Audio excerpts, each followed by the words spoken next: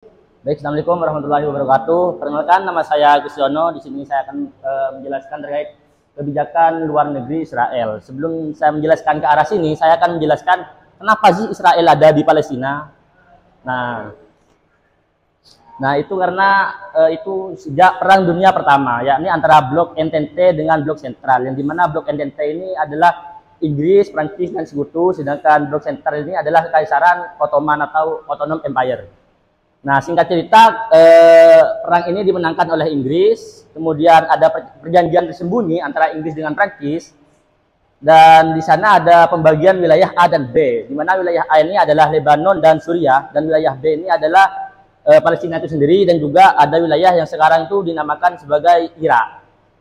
Dan kebetulan pada saat itu ada sedikit konflik terkait Yahudi, yang dimana Liga Bangsa-Bangsa yang sekarang itu disebut PBB itu meminta Inggris untuk memberikan tanah air atau rumah nasional kepada Yahudi.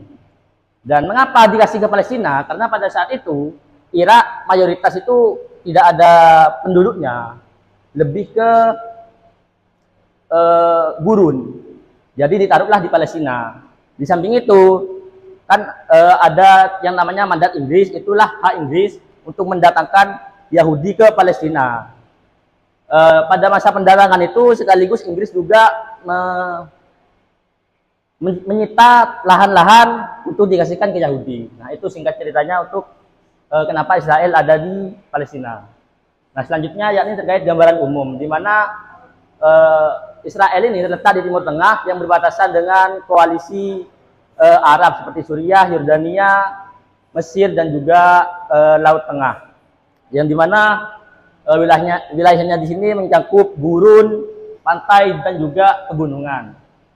Dari segi penduduk, pada tahun 2022 ini Israel jumlahnya sebanyak 9.500.000-an, dan juga bahasa yang digunakan itu Ibrani dengan bahasa Arab yang diakui oleh negara Israel. Selanjutnya dari segi keamanan, ini keamanannya sangat ketat karena memang di sekelilingnya itu negara-negara musuh semua, sering melakukan konflik yang tidak selesai pada saat itu, jadi berkepanjangan. Dan dari segi ekonomi, di sini melalui berbagai faktor, melalui teknologi, industri, pertanian, dan juga pariwisata. Yang dimana di sana ada namanya Tel Aviv, yakni kota yang metropolitan, ibaratnya di sini tuh Jakarta. Jadi di sana sebagai pusat industri dan juga finansial utama. Nah, kemudian di sini adalah faktor-faktor penentu kebijakan luar negeri Israel.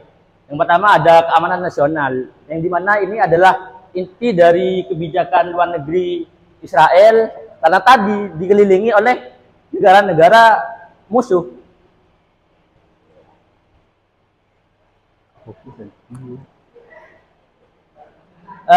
Seperti juga ada pemberontakan dari Hamas atau Hezbollah itu. Kemudian strategi pertahanan Israel. Dari strategi pertahanan ini, Israel lebih ke mengembangkan dari segi teknologinya, yang dimana mengembangkan yakni sistem pertahanan senjatanya. Ada itu namanya Iron Dome untuk menepis serangan-serangan dari daerah Timur Tengah. Nah, di sini ada tahun-tahun yang bersejarah pada di negara Israel. Yang pertama deklarasi kemerdekaan, yakni pada tahun 1948, di mana pada tahun ini H-1 mandat Inggris berakhir. Di mana pada tahun itu mandat Inggris berakhir disebabkan oleh salah satu akibat pasca Perang Dunia Kedua. Kemudian dana dari Amerika itu ditunda, dan juga banyak biaya-biaya yang dikeluarkan kepada tentara Inggris di Palestina. Sedangkan terkait keuangannya Inggris pada saat itu menurun. Dan besoknya Israel melakukan penyerangan terhadap Palestina untuk menambah wilayah kekuasaan Palestina. Menambah wilayah kekuasaan Israel. Makanya pada tahun yang sama Perang Arab dan Israel itu terjadi. Kemudian ada krisis Suez, di mana di sini Inggris menyerang Mesir, kemudian diikuti oleh Prancis, dan juga Inggris menyerang Palestina, kemudian diikuti oleh Prancis dan dan Israel. Latar belakangnya penyerangan ini karena ingin merebut kembali kekuasaan Inggris yang telah dikuasai oleh Mesir. Kemudian perang 6 hari, di mana perang 6 hari ini adalah Israel dengan koalisi Arab. Pada perang ini dimenangkan oleh Israel sehingga menguasai West Bank, terus jalur Gaza dan juga semenanjung apa gitu lupa.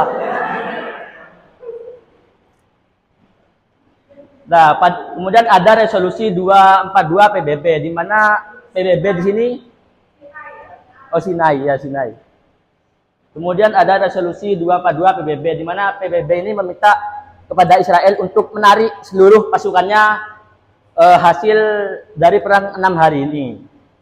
Nah, setelah itu perang Non Kippur ini perang terjadi pada bulan Ramadan, yakni perang dengan negeri Arab. Kemudian perjanjian Camp David, di mana perjanjian ini perjanjian antara Mesir dan juga Israel. Yang dimana Israel menarik seluruh pasukannya dari Mesir. Mesir mengakui adanya Israel dan Mesir sama Israel damai pada tahun 1979. Kemudian perang Lebanon pertama, di mana Israel menyerang Lebanon karena dalam Lebanon ini ada LPO atau Organisasi Pembebasan Palestina, OPLO. Ya, ya.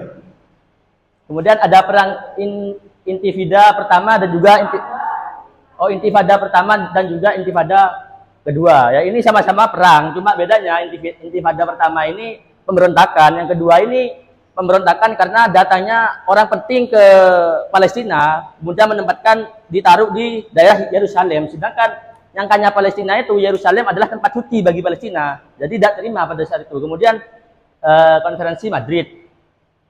Ini adalah konferensi yang disponsori oleh Amerika Serikat dan juga Uni Soviet untuk mendamaikan antara Palestina dan juga Israel. Setelah itu ada proses perdamaian Oslo, di mana perdamaian Oslo ini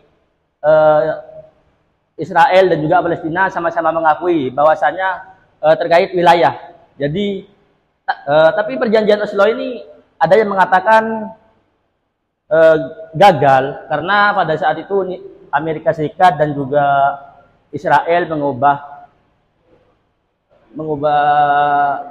anggaplah struktur pemerintahannya di sana, cara pemerintahannya, dan ini tidak disetujui oleh Palestina.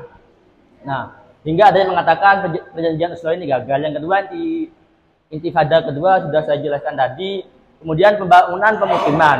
Nah, pada tahun 1991 berdasarkan yang saya ketahui sampai tahun 2010 itu sekitar 1.500 sampai 3.000 pemukiman yang dibangun di wilayah Palestina. Kemudian ada intervensi di Lebanon, di mana intervensi ini karena adanya pemberontakan. Yang selanjutnya serangan terhadap program nuklir Iran, yang dimana serangan ini kepada wilayah yang memang tempat penelitian atau pembuatan senjata-senjata Iran.